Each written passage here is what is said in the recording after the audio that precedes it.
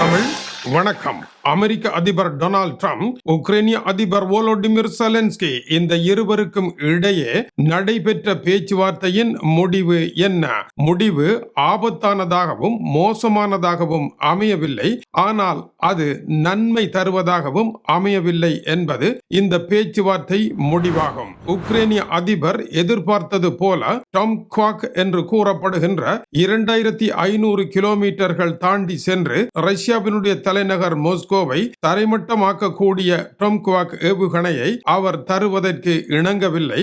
இது குறித்த கேள்விக்கு உக்ரைனிய அதிபர் எந்த திடமான பதிலையும் தரவில்லை என்பதும், அந்த கேள்வியை மட்டும் கேட்காதீர்கள் என்று கூறியிருப்பதும் இந்த பேச்சுவார்த்தையின் எதிர்பார்ப்புகளை எல்லாம் தகர்த்து டொனால்ட் ட்ரம்ப் என்கின்ற சிக் ஷாக் மனிதனுடன், அதாவது இங்கும் அங்குமாக பாய்ந்தபடி எங்கு செல்கின்றார் என்று தெரியாதபடி பயணிக்கின்ற ஒருவருடன் உக்ரைனிய அதிபர் வோலோடிமிர் செலன்ஸ்கி பயணித்து என்ன செய்ய போகின்றார் என்பது காலை நேர ஆய்வாக இருக்கின்றது. இது தொடர்பாக சர்வதேச நிபுணர்களினுடைய ஆய்வுகள், இதில் நடைபெற்றிருக்கின்ற சம்பவங்கள், அடுத்து வரப்போகின்ற சிக்கல்கள், இதனுடைய முடிவு எப்படி வெடித்து சிதறப்போகின்றது என்பது தொடர்பான செய்திகளினுடைய தொகுப்பை காணலாம். நேற்றைய பேச்சுக்களின் பின்னதாக அமெரிக்க அதிபர் டொனால்ட் ட்ரம்ப், உக்ரைனிய அதிபர் வோலோடிமிர் செலன்ஸ்கி இருவருக்கும் இடையான உறவு எப்படி செல்ல போகின்றது என்பதும் அது குழப்பகரமானதாகவும் தெளிவற்ற ஒன்றாகவும் இருப்பதாக நிபுணர்கள் சுட்டிக்காட்டுகின்றார்கள். இருவருக்கும் இடையே நல்லுறவில் முன்னேற்றம் ஏற்படவில்லை.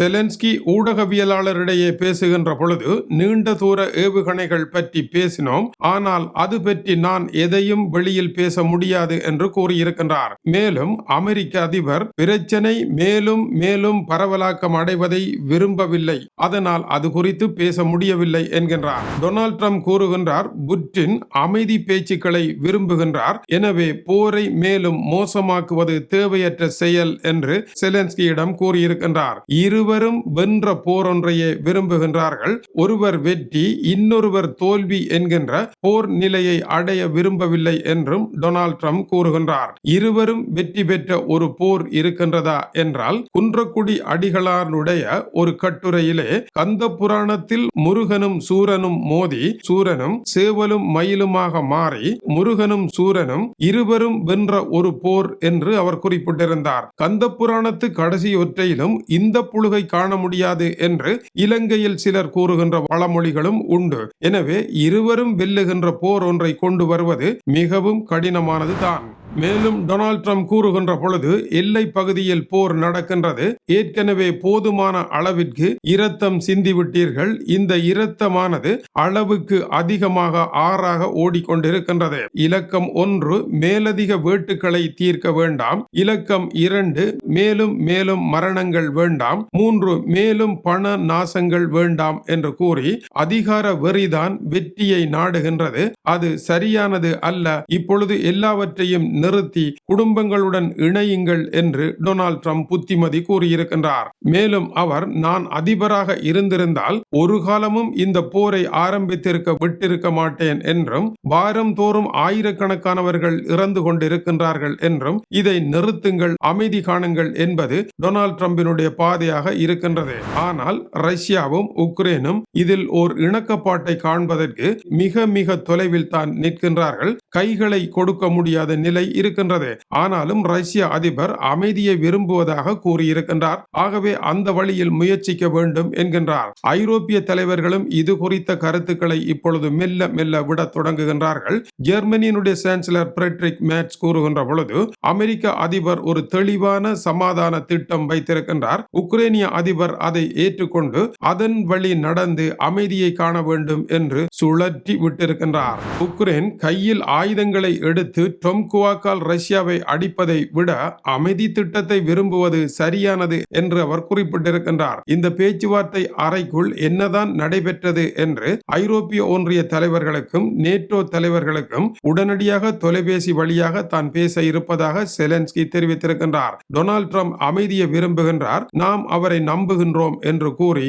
இந்த விவகாரத்தை போட்டுடைக்காமல் தப்பி பிழைத்திருக்கின்றார். இது குறித்து பேராசிரியர் பிலிப் பி. ஓ. பிரியானுடைய ஆய்வு வெளியாகி இருக்கின்ற இருக்கின்றது. டொனால்ட் ட்ரம்பினுடைய வார்த்தைகளை கூர்ந்து கவனித்தீர்களாக இருந்தால் அவர் எல்லா இடங்களிலும் பார்க்கலாம் பார்க்கலாம் என்பது ஒரு நடிப்பாக இருக்கின்றது.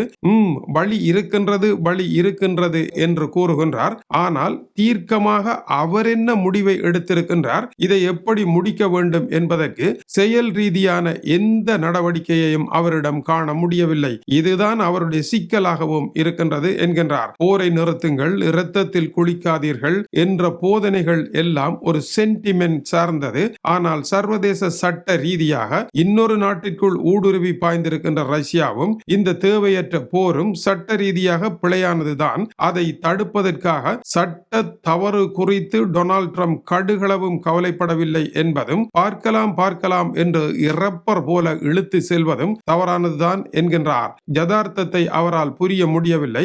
அவர் எதையுமே செய்ய தயாராக இல்லை என்பதனால் தான் பார்க்கலாம் என்று கூறிக்கொண்டே இருக்கின்றார். அடுத்து அவர் கவலைப்படுவது போல காட்டுகின்றார். போர்க்களத்தில் கவலைப்படுவது போல நாடகமாட முடியாது. அது சிம்பெட்டிக் சார்ந்தது. எம்பெட்டிக் என்கின்ற கடமைதான் இங்கு முக்கியம். அந்த கடமையில் அவர் என்ன செய்தார் என்ற கேள்விக்கு பதில் இல்லை.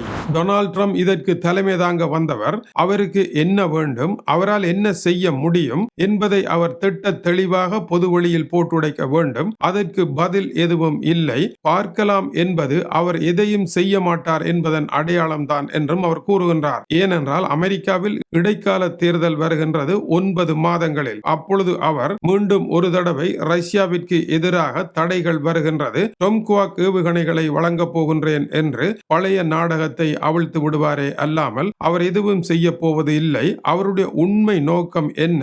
புட்டினுடன் இணைந்து உக்ரைனுடைய சமாதானத்தையும் உக்ரைனுடைய கனவுகளையும் உடைத்து சிதைப்பதுதான் அவருடைய ஒரே நோக்கம். அதை மெல்ல மெல்ல அவர் நோக்கி நடந்து கொண்டிருக்கின்றார். தான் அதிபராக இருந்திருந்தால் இந்த போர் வந்திருக்காது என்று கூறுவதனுடைய பொருள் என்ன? ஜோ பைடன் செய்த போரானது உக்ரைனிய அதிபருக்கு சார்பானதாக இருக்கின்றது. அதை உடைத்து தகர்ப்பதுதான் அவருடைய நோக்கமாக இருக்கின்றது என்பதை பிலிப்ஸ் பி. ஓ. பிரியான் கூட கண்டுபிடிக்கவில்லை என்பது நமக்கு புரிகின்றது. நீண்டகால காத்திருப்பு காலத்தை ஏற்படுத்தி போரை தொடர செய்திருக்கின்றார் ரஷ்ய அதிபர் டொனால்ட் ட்ரம்ப். அந்த காலத்திற்கு உள்ளாக ஆயுதங்களை தொடர்ந்து விற்பனை செய்ய போகின்றார். இந்த போரை இன்றே நிறுத்துவாராக இருந்தால் அமெரிக்கா மேற்கு நாடுகளுக்கு விற்பனை செய்ய இருந்த ஆயுதங்களும் அது உக்ரைனுக்கு செல்வதிலும் நஷ்டம் ஏற்படும் என்பது உலகறிந்த ரகசியம். நடைபெற்றுக் கொண்டிருக்கின்ற குளிர்கால போர் ரஷ்யாவிற்கு வெற்றி வாய்ப்புகளை தரும். எனவே இந்த போரை தொடர்வதற்கான வேலைதான் நடந்து முடிந்திருக்கின்றது. அதேவேளை ரஷ்யாவினுடைய எரிசக்தி வளங்களை உடைத்து தகர்ப்பதில் உக்ரைன் முன்னணி வகிக்கின்றது. பெரும் நஷ்டம் ரஷ்யாவில் ஏற்பட்டு பெட்ரோல் கூட தட்டுப்பாடான நிலைக்கு ரஷ்யா வந்திருக்கின்றது. இரு தரப்பும் போரை நீட்டி செல்வதன் மூலமாக பேரழிவையும் பொருளாதார இழப்பையுமே சந்தித்துக் கொண்டிருப்பார்கள். எனவே குரங்கு அப்பம் நிறுத்தது போல அப்பம் நிறுக்கின்ற வேலையை டொனால்ட் ட்ரம்ப் இதில் செய்து கொண்டிருக்கின்றார் என்பது எளிமையான விளங்குவதற்கான உபகதையாக இருக்கின்றது. டொனால்ட் ட்ரம்பும் உக்ரைனிய அதிபர் வோலோடிமிர் செலன்ஸ்கியும் சந்தித்து பேசுகின்றார்கள். டொம்குவாக் ஏவுகணை வருகின்றது, ரஷ்யா தகர்கின்றது என்று ஐரோப்பிய ஊடகங்கள் விட்டு கொண்டிருந்த கயிறு அறுந்து கடலில் விழுந்திருக்கின்றது. பழைய இட்டு போன ஒரு கயிற்றில் உக்ரைனிய அதிபரை ஏற்றிவிட்ட ஐரோப்பிய தலைவர்கள் அவர் இப்பொழுது அறுந்து விழுந்த நிலையில் அமைதியை கையில் எடுத்து டொனால்ட் ட்ரம்பினுடைய வழியில் செல்லுங்கள் என்று அவருக்கு போதனை வழங்கி இருக்கின்றார்கள். இந்த போதனையை வைத்து என்ன செய்வது? உக்ரைனால் சொந்த காலில் நிற்க முடியாது. இந்த போலி கால்களில் நடக்க வேண்டிய நிலை உக்ரைனிய அதிபருக்கு. மரக்காலில் நடந்து அரைக்காத தூரம் கூட செல்ல முடியாத நிலையில் உக்ரைனிய அதிபர் விடை பெற்றிருக்கின்றார். இதில் அடுத்த கட்டமாக என்ன நடைபெறப் போகின்றது?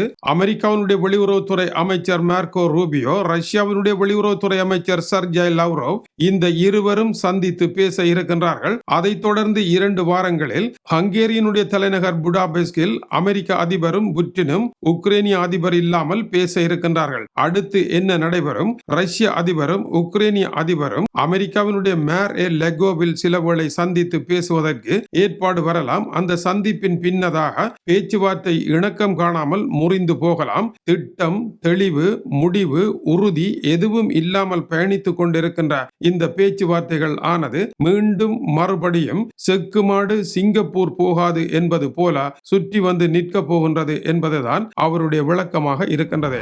இது டியூப் தமிழனுடைய அதிகாலை உலக செய்திகளுக்காக டென்மார்க்கில் இருந்து கீசே துரை. வணக்கம் உறவுகளே.